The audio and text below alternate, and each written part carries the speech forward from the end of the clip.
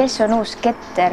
Ma arvan, et ma ei ole uus, aga ma ei ole ka vana, lihtsalt mu süda ütleb, et see on millegi uue ja ilus algus.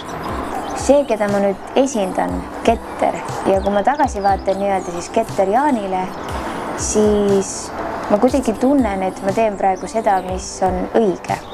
Ja see on midagi, mida ma olen tegelikult hästi kaua ootanud ja ootanud. Kohati on lausa uskumatu mõelda, et nüüd on see hetk käes.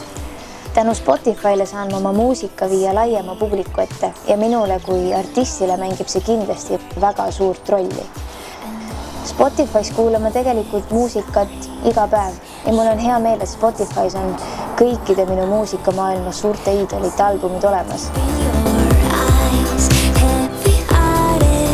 Minu uus lugu Something Good on nüüd saadaval ka Spotify's, nii et minge kindlasti ja kuulake.